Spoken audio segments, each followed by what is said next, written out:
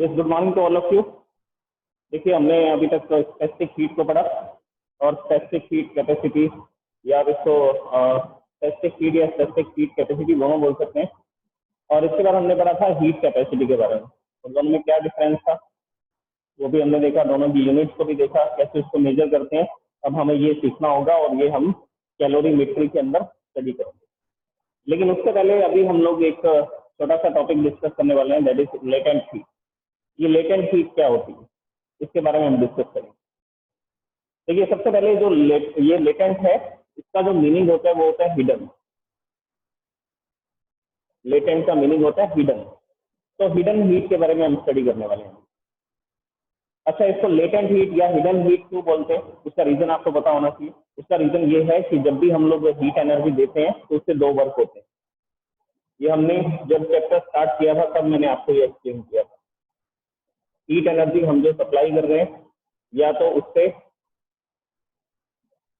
Temperature rise होगा,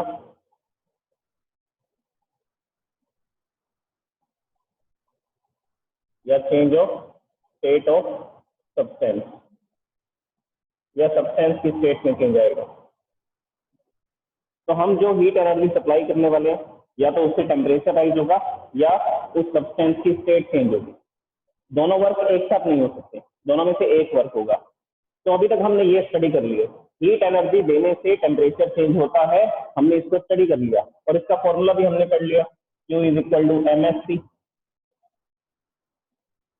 मतलब अगर टेम्परेचर चेंज करना चाहते हैं किसी भी m मास के ऑब्जेक्ट का और उसकी स्पेसिफिक हीट S है और चेंज इन टेम्परेचर है डेल्टा T, तो आप चेंज इन टेम्परेचर करना चाहते हैं तो आपको हीट एनर्जी सप्लाई करनी है। अच्छा, अभी हम इसका फॉर्मूला स्टडी करेंगे। जब हमें ये दोनों फॉर्मूला आ जाएंगे तब हम कैलोरीमेट्री को स्टडी कर सकते हैं। उसके बाद हम कैलोरीमेट्री के जो भी न्यूमेरिकल्स हैं उनको भी स्टडी कर सकते हैं, उनको भी सॉल्व कर सकते हैं।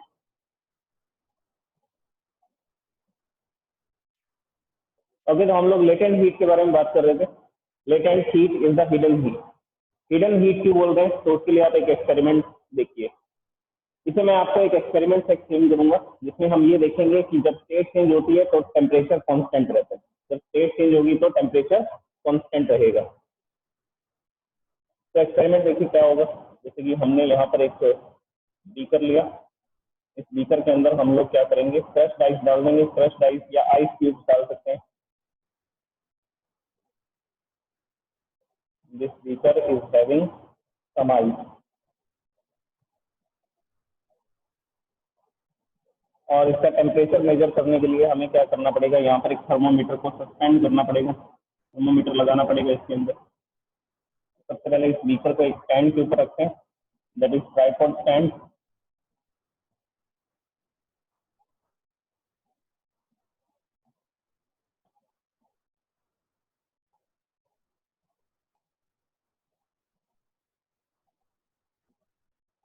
Okay, this is the tripod stand, and now we are using a burner to heat up this substance. इसे हीट एनर्जी सप्लाई करने के लिए हम लोग क्या यूज करने वाले हैं, एक बर्नर का यूज करने वाले हैं।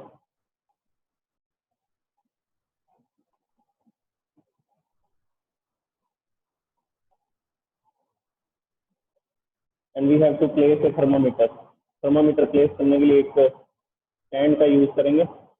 This stand is iron stand.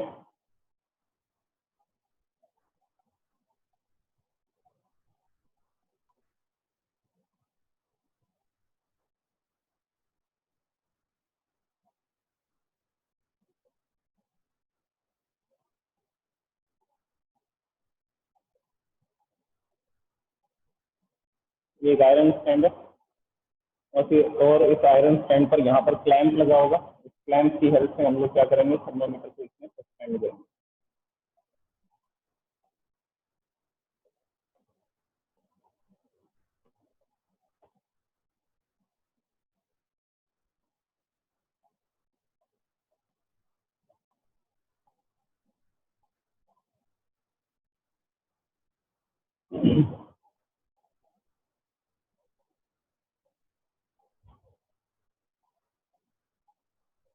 This is laboratory thermometer.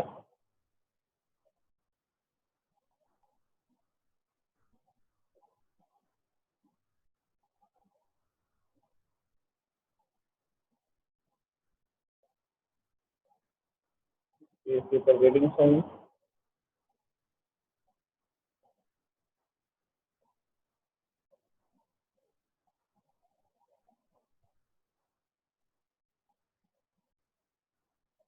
मैंने हमने इस तरह से इस क्लैंप की हेल्प से यहाँ सस्पेंड कर दिया।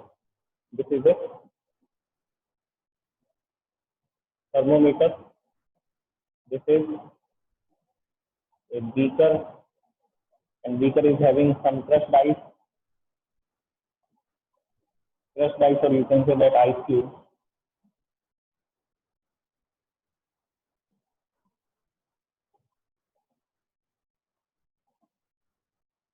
ठीक है, और अभी इसका टेम्परेचर जो है, टेम्परेचर, अच्छा ये जो है दिस इज आयरन स्टैंड, ये आयरन स्टैंड है और ये इसके ऊपर क्लैंप है जिसकी हेल्प से हमने थर्मोमीटर को सस्पेंड किया। And this is tripod stand, and this one is burner which is used to heat up the substance. Okay.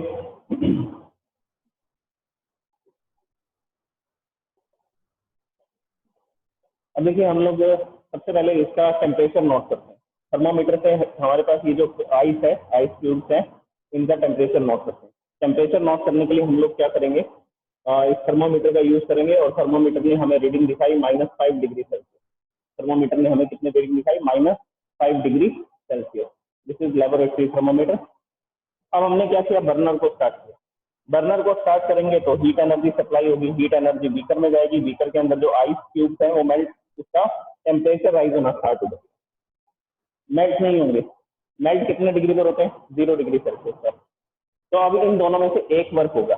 अभी ये -5 डिग्री सेल्सियस पर है, मैंने इसको हीटअप किया। हीटअप करने पर मैंने देखा कि धीरे धीरे इसका टेम्परेचर इंक्रीज हो रहा है। टेम्परेचर इंक्रीज हो रहा है तो -5 से हो गया -4, फिर -3, -2, -1, लास्ट में हो गया 0 डिग्री सेल्सियस। तो हमने देखा यहाँ पर टेम्परेचर राइज हो रहा है, इंक्रीज हो रहा है। देखिए -5 था तो -5 से -4, -3, -2, -1 ऐसा हो रहा है, तो इसका मतलब टेम्परेचर इंक्रीज हो रहा है। और टेम्परेचर इंक्रीज होते होते कहाँ तक पहुंच गया, 0 डिग्री सेल्सियस। तो हमने ये देखा कि जब इसका टेम्परेचर -5 से 0 तक आ रहा था तब इसकी स्टेट में कोई चेंज नहीं हुआ।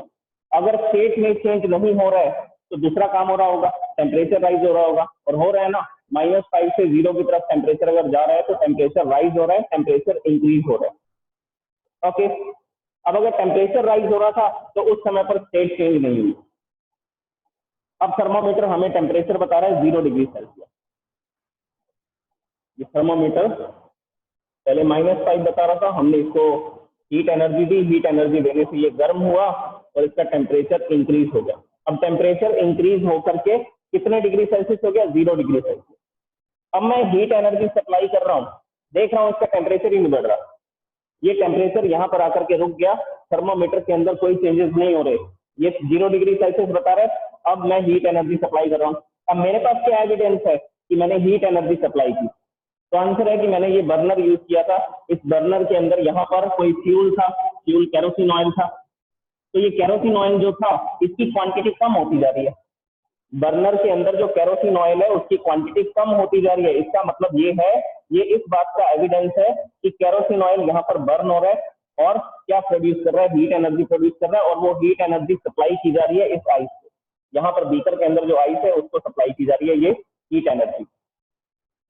तो मेरे पास ये एविडेंस है, ये जो बर्नर है इसके अंदर जो फ्यूल है उसकी क्वांटिटी कम होती जा रही है, इसका मतलब मैं हीट एनर्जी को सप्लाई कर रहा हूँ। लेकिन थर्मोमीटर के अंदर कोई चेंजेस नहीं आ रहा, इसकी रीडिंग में कोई चेंज नहीं आ रहा, 0 डिग्री सेल्सियस पर ये रुक गए। तो हमने बोला ये जो 0 डिग्री सेल्सियस है इसको हम बोलेंगे मेल्टिंग पॉइंट। अब टेम्परेचर में चेंजेस नहीं हो रहे हैं तो क्या होगा, चेंज ऑफ स्टेट।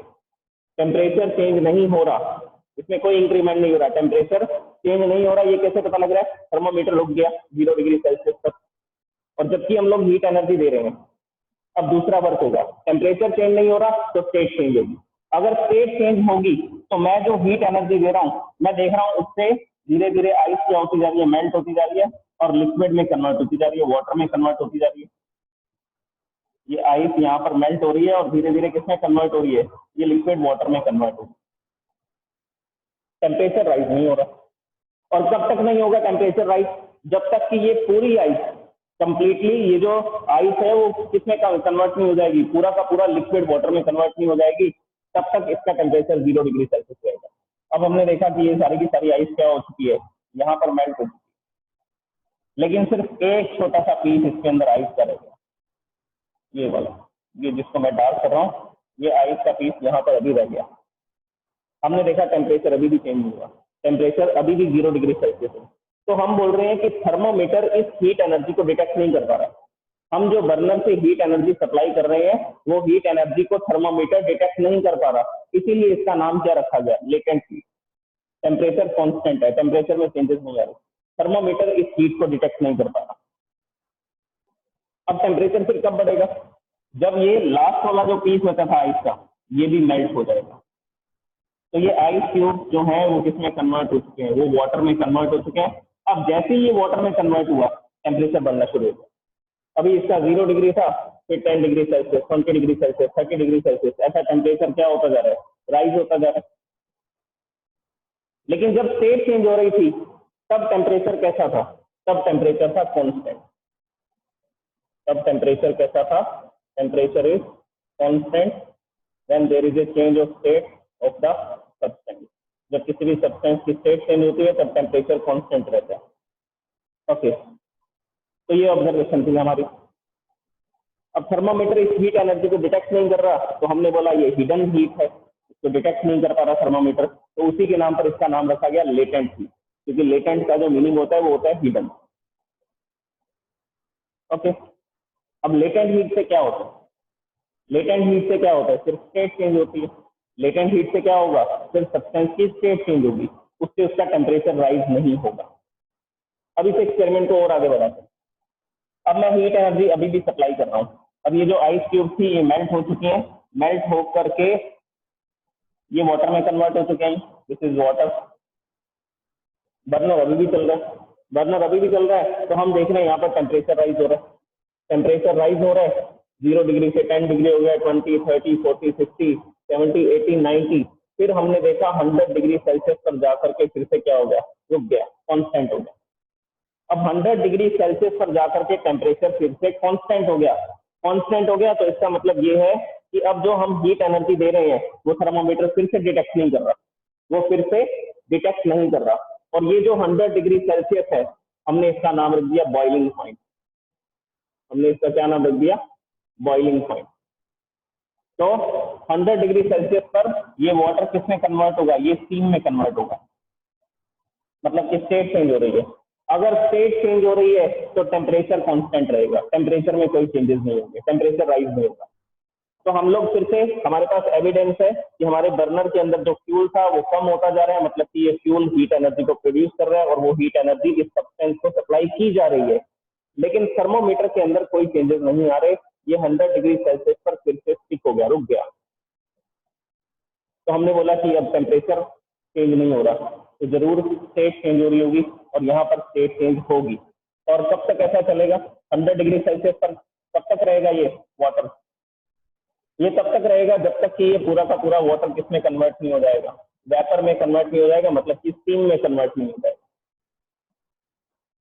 अब स्टीम 100 डिग्री सेल्सियस पर है, आप उसको और गर्म करना चाहें तो कर सकते हैं, मतलब कि जो वाटर है वो वेपर की स्टेट में। अब हमें क्लोज कंटेनर लेना पड़ेगा, तो धीरे धीरे क्या हुआ, ये सारा का सारा वाटर किसमें कन्वर्ट हो गया, स्टीम में कन्वर्ट हो गया। ठीक है, स्टीम में कन्वर्ट हो गया, तो उस दौरान तक टेम्परेचर इंक्रीज नहीं हुआ, टेम्परेचर कांस्टेंट रहा, और उस टेम्परेचर को हमने बोला बॉइलिंग पॉइंट। तो boiling point is the temperature at which water, boiling point is the temperature at which the substance converts from the liquid into the gaseous state. Boiling point वो temperature होता है जिस temperature पर कोई भी liquid किसमें convert होता है, गैसियस स्टेट में कन्वर्ट होता है। और एक एग्जांपल मैंने आपको बता रखा है, 100 degree Celsius is the boiling point of water. अब देखिए यहाँ पर ये थर्मोमीटर लगा हुआ है और हमने ये क्लोज कंटेनर लिया, इसकी वॉल्यूम थोड़ी ज्यादा है क्योंकि ये हम इसको एक्सटेंड तो होने नहीं देंगे, एक्सटेंशन नहीं होने देंगे। यहाँ पर इसका ऐसा क्लोज कंटेनर लिया और इसमें थर्मोमीटर लगा हुआ, और इसमें क्या है, इसमें है वाटर वेपर। और कितने डिग्री सेल्सियस पर है वाटर वेपर, 100 डिग्री सेल्सियस पर। यहाँ पर वाटर मॉलिक्यूल्स है जो गैसियस स्टेट के अंदर है। ओके, क्या मैं इसको और हीट अप कर सकता हूँ? तो आंसर है यस। अब मैं अगर इस स्टीम को हीट एनर्जी दूंगा तो क्या होगा? टेम्परेचर राइज होगा। अब अगर मैं इसको हीट एनर्जी दूंगा तो क्या होगा? टेम्परेचर राइज होगा। तो जैसे ही मैंने इसको हीट एनर्जी दी, अब हमने देखा कि इसका टेम्परेचर और इंक्रीज होने लगा। 150 degree Celsius, 200 degree Celsius, 300 degree Celsius. अब आप स्टीम का टेम्परेचर जितना बढ़ाना चाहें बढ़ा सकते, इंक्रीज करके। ओके, तो ये जो मैंने एक्सपेरिमेंट बताए, इसमें क्या ऑब्जर्वेशन आ रही है? इसमें ऑब्जर्वेशन ये आई कि जब सब्सटेंस मेल्ट हो रहा था, मतलब कि सॉलिड से लिक्विड में कन्वर्ट हो रहा था, उस समय पर टेम्परेचर कांस्टेंट हो गया था। उस समय पर टेम्परेचर कांस्टेंट हो गया था। क्यों हो गया था? क्योंकि हम जो हीट एनर्जी सप्लाई कर रहे हैं, वो heat energy force of attraction, particles के बीच में जो फोर्स ऑफ अट्रैक्शन है, उसको ओवरकम करने में क्या हो रही है? डिसिपेट हो रही है। उसको ओवरकम करने में डिसिपेट हो रही है, मतलब कि हम जो हीट एनर्जी दे रहे हैं उससे टेम्परेचर राइज नहीं होगा, उससे पार्टिकल्स की काइनेटिक एनर्जी नहीं बढ़ेगी। अगर पार्टिकल्स की काइनेटिक एनर्जी नहीं बढ़ेगी तो थर्मामीटर के अंदर रीडिंग हमने देखी थी, कितनी आ रही थी? 0 डिग्री सेल्सियस। तो जब आइस वाटर में कन्वर्ट हो रही है, उस समय पर टेम्परेचर कांस्टेंट रहेगा, 0 डिग्री सेल्सियस रहेगा, और थर्मामीटर की रीडिंग में कोई चेंज नहीं आएगा। तो हम बोलेंगे that is the latent heat of melting, latent heat of fusion भी बोल सकते हैं। ओके, अब लेटेंट हीट की डेफिनेशन लिखते हैं। डेफिनेशन लिखने के बाद इसके फॉर्मूला पे आएंगे, फिर मैं इसके टाइप्स बताता हूँ।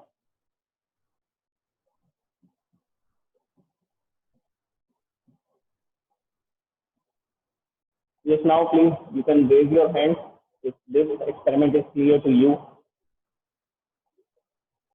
अब देखिए, मैं लेटेंट हीट की डेफिनेशन लिखता हूँ।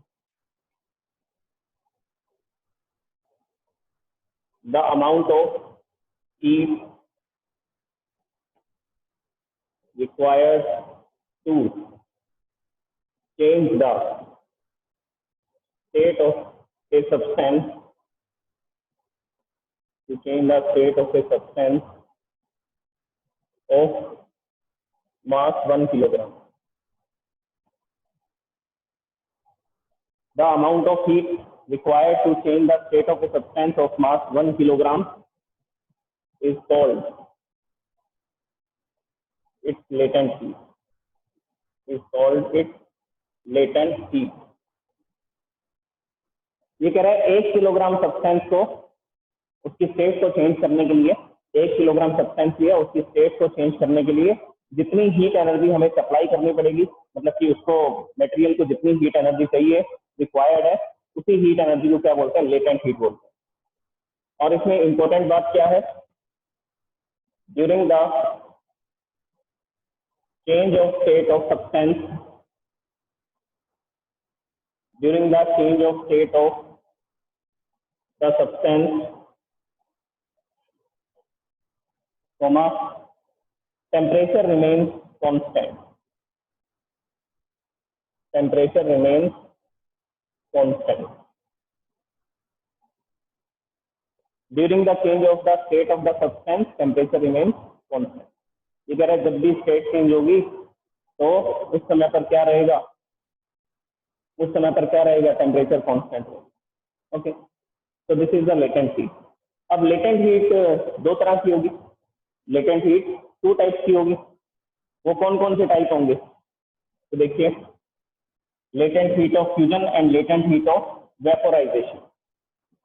वेपोराइजेशन मतलब कि लिक्विड का गैस में कन्वर्ट होना। तो मैं इसके टाइप्स बताने वाला हूँ। फर्स्ट वन इज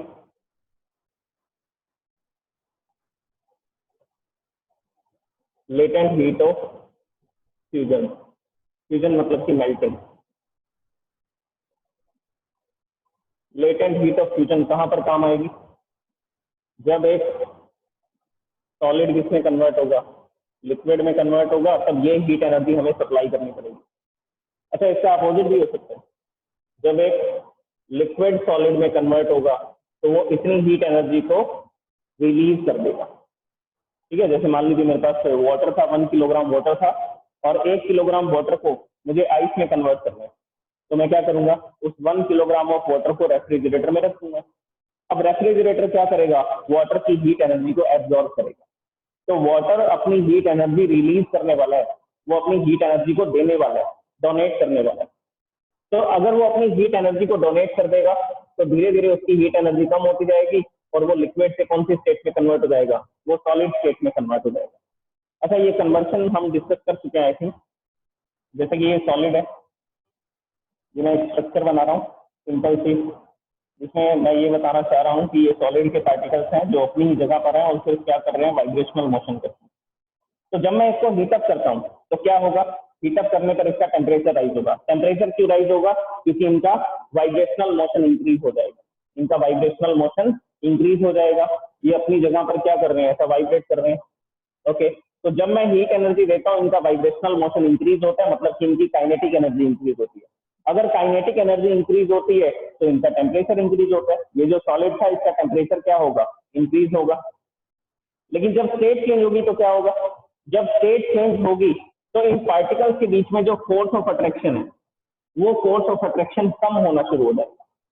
तो उस समय पर इन पार्टिकल्स की काइनेटिक एनर्जी नहीं बढ़ेगी। जब हम हीट एनर्जी इस सब्सटेंस को देंगे, सॉलिड सब्सटेंस को, तो जब स्टेट चेंज होगी तो पार्टिकल्स के बीच का फोर्स ऑफ अट्रैक्शन डिक्रीज हो जाएगा। पार्टिकल्स के बीच का फोर्स ऑफ अट्रैक्शन डिक्रीज हो जाएगा और उनके बीच के स्पेसेस क्या हो जाएंगे, उनके बीच के स्पेसेस इंक्रीज हो जाएंगे। तो ये पार्टिकल्स ऐसा दूर दूर हो जाएंगे, ये पार्टिकल ऐसा डिस्ट्रीब्यूट हो जाएंगे, दूर दूर हो जाएंगे, क्योंकि इनके बीच में फोर्स ऑफ अट्रैक्शन खत्म हो चुका है। अगर फोर्स ऑफ अट्रैक्शन नहीं रहा तो पार्टिकल दूर चले जाएंगे। तो एक बात आपको याद रखनी है, जब मैं हीट एनर्जी सप्लाई करूंगा और जब स्टेट चेंज होगी उस समय पर पार्टिकल्स के बीच का फोर्स ऑफ अट्रैक्शन डिक्रीज होगा। फोर्स ऑफ अट्रैक्शन डिक्रीज होने से स्पेसेस इंक्रीज होंगे, स्पेसेस इंक्रीज हो गए तो ये किसी भी डायरेक्शन में फ्रीली मूव कर सकते हैं, रैंडम मोशन कर सकते हैं। अगर पार्टिकल्स किसी भी डायरेक्शन में रैंडमली मूव कर रहे हैं तो हम बोलेंगे कि ये क्या बन गया, ये फ्लूइड बन गया। फ्लूइड मतलब कि जो इजीली फ्लो कर सकते हैं। फ्लो करने के लिए पार्टिकल्स के बीच में फोर्स ऑफ अट्रैक्शन कम होना चाहिए और वो किसी भी डायरेक्शन में चलने चाहिए, रैंडम डायरेक्शन में। जिगजैग मोशन करेंगे, ये ब्राउनियन मोशन बोलते हैं इसको। ओके, तो ये फ्लूइड बन चुका है। फ्लूइड मतलब कि ये फ्लो कर सकता है और ये किस में कन्वर्ट हो चुका है, ये लिक्विड में कन्वर्ट हो चुका है। अब हम इसको हीटअप करेंगे तो क्या होगा, इसका टेम्परेचर राइज होगा। क्यों होगा, क्योंकि पार्टिकल की काइनेटिक एनर्जी बढ़ेगी और ये फास्ट मूविंग पार्टिकल हो जाएंगे। अगर ये फास्ट मूविंग पार्टिकल होंगे तो इनका टेम्परेचर इंक्रीज होगा।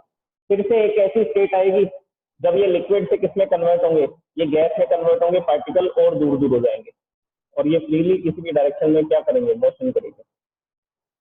ओके, तो यहाँ पर आपको क्या याद रखना है, जब मैं हीट एनर्जी दूंगा, हीट एनर्जी देने से फोर्स ऑफ अट्रैक्शन तो कम हो जाएगा और पार्टिकल के इंटर पार्टिकल स्पेस जो है वो इंक्रीज हो जाएगा। स्पेस इंक्रीज होने से वो फ्रीली किसी भी डायरेक्शन में मूव करेंगे और वो सॉलिड से लिक्विड में कन्वर्ट हो जाएगा और वो सॉलिड से लिक्विड में कन्वर्ट हो जाएगा। ओके, तो हीट एनर्जी देने पर जब स्टेट चेंज होती है तो पार्टिकल्स की काइनेटिक एनर्जी नहीं बढ़ती है, तो पार्टिकल्स की काइनेटिक एनर्जी इंक्रीज नहीं होती है। इसीलिए तो थर्मोमीटर का टेम्परेचर, थर्मोमीटर की रीडिंग में चेंजेस नहीं आते, टेम्परेचर चेंज नहीं होता स्टेट चेंज के दौरान। ओके, सॉलिड का लिक्विड में कन्वर्ट होना या लिक्विड का सॉलिड में कन्वर्ट होना। जब सॉलिड लिक्विड में कन्वर्ट होगा तो हमें इतनी लेटेंट हीट ऑफ फ्यूजन देनी पड़ेगी, सप्लाई करनी पड़ेगी। और जब लिक्विड सॉलिड में कन्वर्ट हो रहा है तो वो लिक्विड अपनी हीट एनर्जी को रिलीज कर देगा, सराउंडिंग में रिलीज कर देगा, तो धीरे धीरे वो लिक्विड किसमें कन्वर्ट हो जाएगा, सॉलिड में कन्वर्ट हो जाएगा। एनीवेज, अब आप इसकी डेफिनेशन देख लीजिए। अच्छा, जनरल फॉर्मूला क्या होगा लेटेंट हीट का? लेटेंट हीट का जनरल फॉर्मूला देख लीजिए पहले। लेटेंट हीट को लिखा जाता है एल से, और हमने जो हीट एनर्जी सप्लाई की that depends on the mass only. हमने जो हीट एनर्जी सप्लाई की वो सिर्फ किस पे डिपेंड करती है, वो सिर्फ मास पे डिपेंड करती है। वो सिर्फ किस पे डिपेंड करती है, मास पे। Change in temperature, change in temperature पे कैसे डिपेंड करेगी, स्टेट चेंज के दौरान टेम्परेचर कांस्टेंट रहता है। अगर पहले भी 0 डिग्री सेल्सियस था तो 10 मिनट बाद जब तक वो मेल्ट हो रही थी तब भी 0 डिग्री सेल्सियस है। तो चेंज इन टेम्परेचर 0 है। तो हम जो हीट एनर्जी सप्लाई करने वाले हैं वो सिर्फ किस पे डिपेंड करेगी, वो सिर्फ मास पे डिपेंड करेगी।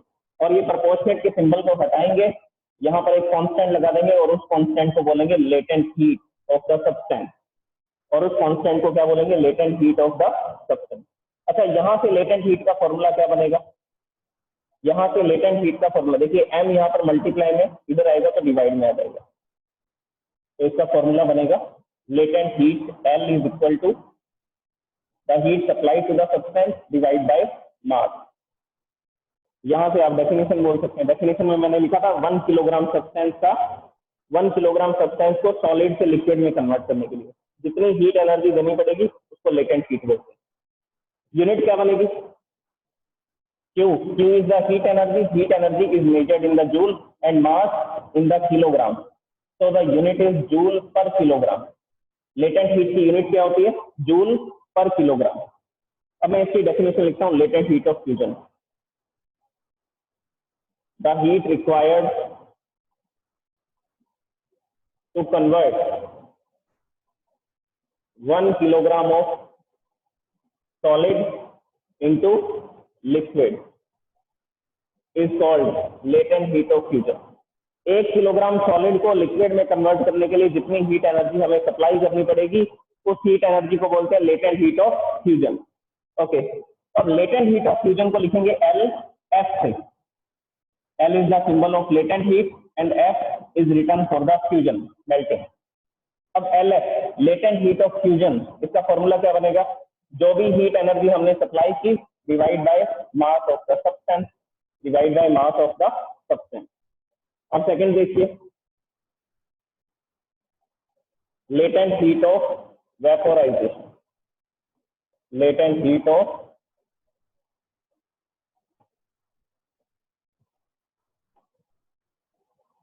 वेपोराइजेशन, बॉइलिंग भी लिख सकते हैं। वेपोराइजेशन का मतलब है कि लिक्विड का गैस में कन्वर्ट होना।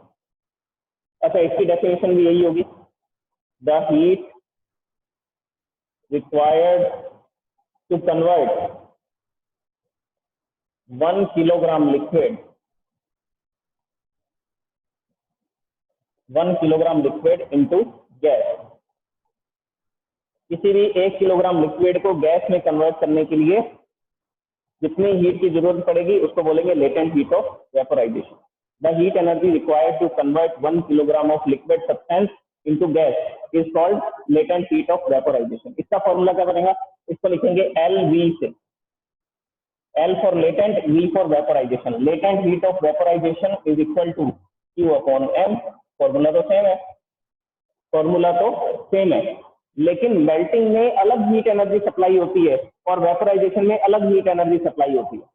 मेल्टिंग में जो हीट एनर्जी हम सप्लाई करते हैं सॉलिड से लिक्विड में जब कन्वर्ट होता है तो कम हीट एनर्जी की जरूरत पड़ती है, और जब वो लिक्विड से गैस में कन्वर्ट होता है तब थोड़ी ज्यादा हीट एनर्जी हमें सप्लाई करनी पड़ती है। तो लेटेंट हीट ऑफ फ्यूजन और लेटेंट हीट ऑफ वेपोराइजेशन दोनों की क्वांटिटी डिफरेंट होती है, दोनों की क्वांटिटी क्या होगी? अलग अलग होगी। अब जैसे एग्जाम्पल देखिए, मैं आपको वाटर की लेटेंट हीट बताता हूँ। ये फॉर्मूला काम आएंगे हमारे न्यूमेरिकल्स के अंदर, Q is equal to MFT and Q is equal to ML। अब हमारे पास हीट एनर्जी के दो फॉर्मूला आ चुके हैं, Q is equal to MFT and second formula is Q is equal to ML। ये फॉर्मूला कब लगाना है? जब टेम्परेचर चेंज हो रहा है। ये फॉर्मूला कब लगाना है? जब स्टेट चेंज हो रही है। जब टेम्परेचर चेंज हो रहा है, जब स्टेट चेंज हो रही है, ये याद रखिए आप। अब इसके बाद इसके एग्जाम्पल देखिए कि जो वाटर है उसकी लेटेंट हीट क्या होती है।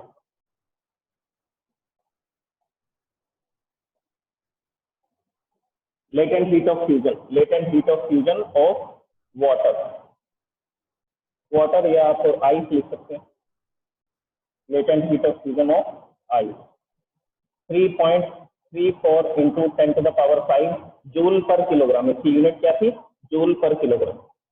तो इतनी हीट एनर्जी सप्लाई करनी पड़ेगी 1 किलोग्राम आइस को 1 किलोग्राम वाटर में कन्वर्ट करने के लिए। और latent heat of vaporisation 22.5 into 10 to the power 5 joule per kilogram. ये याद कर लीजिए, ये न्यूमेरिकल्स में काम आएंगी ये वैल्यूज भी। 22.5 into 10 to the power 5 joule per kilogram, approximate values है। ओके, तो जब हमें 1 किलोग्राम आइस को 1 किलोग्राम वाटर में कन्वर्ट करना है तब इतनी हीट एनर्जी सप्लाई करनी पड़ती है। और जब हमें 1 किलोग्राम वाटर को 1 किलोग्राम वाटर वेपर में कन्वर्ट करना है, 1 किलोग्राम वाटर वेपर में कन्वर्ट करना है तब इतनी हीट एनर्जी सप्लाई करनी पड़ेगी। This is latent heat of fusion of ice and this is latent heat of vaporisation of water, latent heat of vaporisation of water. Okay, तो ये latent heat के बारे में क्लैरिफाई हुआ।